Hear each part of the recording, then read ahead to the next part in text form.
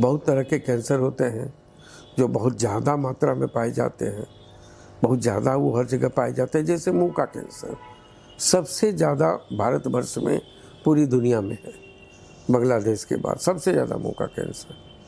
लेकिन मुंह का कैंसर जो है यहाँ पे वो कहा जाए कि औरतों में कम होता है, मर्दाना में बहुत ज़्यादा होता है। 2% सिर्फ औरत में होता है, 98% मर्द। क्यों होता है? इसलिए कि मर्दाना लोग सब तंबाकू का सेवन करते हैं, इसका डायरेक्टली लिंक है तंबाकू से। तो मुंह का कैंसर सबसे ज़्यादा हुआ वजह है कि तंबाकू। औरतों में बच्चेदानी के मुंह का कैंसर होता है जिसको सर्विक्स कहते हैं, ये औरतों में होता है। ब्रेस्ट कैंसर सबसे ज़्यादा अभी औरतों में है पूरे वर्ल्ड में। क्यों है? इसलिए कि ब्रेस्ट कैंसर हार्मोन से होता है बॉडी में। आजकल की जो वर्तमान जीवन शैली है उसके चलते ब्रेस्ट कैंसर बहुत तेज़ी से बढ़ रहा है। ये दो कैंसर, और तीसरा कैंसर जो भी बढ़ रहा है फेफड़े का कैंसर। फेफड़े का कैंसर और फेफड़े का कैंसर जो बढ़ रहा है वो उसकी वजह ये है कि हम लोगों का एक्सरसाइज नहीं करते हैं, हम लोग सांस को लंबा नहीं खींच के ऑक्सीजन नहीं लेते हैं, योगा प्राणायाम नहीं करते हम लोग। ये बहुत बड़ी वजह है कि फेफड़े का कैंसर बढ़ रहा है। और धूम्रपान करते हैं वो भी फेफड़े में जाता है। तो ये सब कैंसर बहुत ज़्यादा फैल रहा है इंडिया में। अब क्या करना चाहिए, क्या नहीं करना चाहिए लोगों को? तो बाहर में लोग क्या करते हैं कि हर साल एक बार अपनी पूरी जांच कराते हैं, चाहे हो चाहे नहीं हो।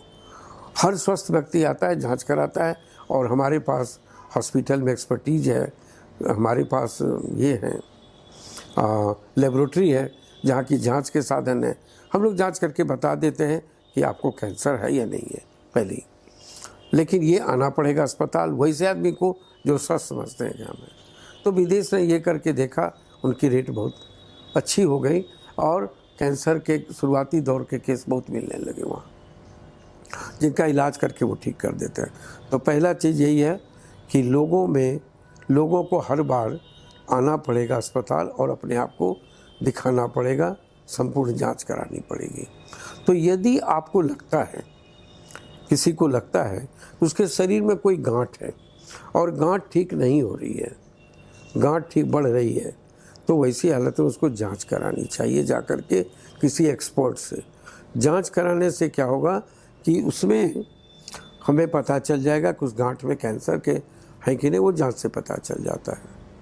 नहीं भी हो सकता है लेकिन चांस है कि कैंसर निकले।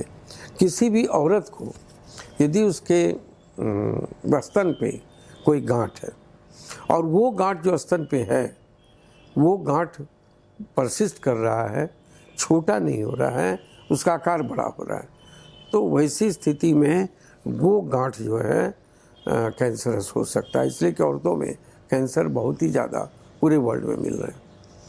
तीसरा चीज़, यदि किसी को मस्सा है, मस्से में कोई परिवर्तन आ रहा है, चाहे रूप में, रंग में, आकार में, यदि कोई परिवर्तन आ रहा है तो उस मस्से को में भी कैंसर हो सकता है। यदि किसी को ये है कि मुंह से कभी खून आता है, उल्टी में खून आता है, खांसी से खून आता है, यदि किसी को पेशाब के रास्ते से खून आता है और किसी को मलद्वार के रास्ते से खून आता है, तो ऐसी स्थिति में हो सकता है कि उसको कैंसर इन सब रास्ते में हो, चाहे तो फेफड़ा में, चाहे मुंह में, चाहे आंत में, चाहे मलद्वार के पास, चाहे पेशाब के रास्ते में, कहीं ना कहीं कैंसर हो सकता है। अपनी पूरी जांच कराना चाहिए। बहुत आदमी को लगता है कि अरे हम एक बार पेशाब जाते थे रात में करने, रात भर सोते थे फिर सवेरे उठते थे। बार बार उठ के ओल्ड एज में जो बूढ़े लोग हैं जिनकी ऊपर उम्र जो है सो उनकी काफ़ी हो चुकी है, वैसे लोग यदि बार बार जाते हैं तो इसका मतलब कुछ गड़बड़ है, आप अपनी जांच कराएं। हो सकता है आपको प्रोस्टेट का कैंसर है जो कि भारतवर्ष में बहुत ज़्यादा होने लगा है। यदि आपको ऐसा लगता है कि हम खाना खा रहे हैं, सब चीज़ कर रहे हैं, लेकिन हमको कमजोरी लग रही है, यदि ऐसा लगता है तो आपको तुरंत जांच इसलिए कराना चाहिए कि आपके शरीर में हो सकता है कि आपको ब्लड कैंसर हो। ब्लड कैंसर की संभावना आपको हो सकती है ना। यदि आपको पेट में गैस बहुत बन रहा हो, पेट के ऊपरी भाग में काफ़ी तनाव महसूस हो रहा हो, जॉन्डिस हो गया हो, तो अपनी जांच हो सकता है आपको लीवर का भी कैंसर हो सकता है।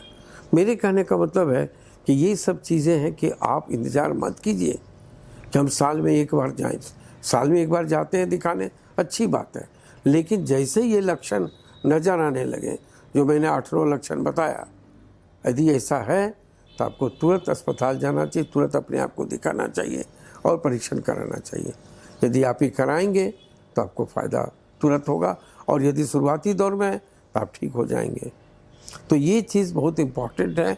हमको लगता है, जो मेरा मानना है, करीब 45 साल का मेरा एक्सपीरियंस है कैंसर पे, और मेरा ये मानना है कि यदि हम लोग सब मिलें, जिस तरह से कैंसर बढ़ रहा है उसको रोकने के लिए, यदि डॉक्टर मिल जाएं, अस्पताल मिले, और NGOs मिलें, सोशल एक्टिविस्ट मिलें, समझे ना, और सबसे आगे सरकार यदि आगे आए, सब मिलके एक मुहिम तैयार करें कैंसर के विरुद्ध में, इस कैंसर की लड़ाई में एक ऐसा एक निर्णायक टाइप का एक मुहिम तैयार करें, तो हमें लगता है कि आने वाले समय में हम लोग कैंसर को उसी तरह मात करेंगे, कैंसर का खात्मा करेंगे, वैसे ही जैसे विदेश में डेवलप्ड कंट्री ने अपने यहाँ कर लिया है।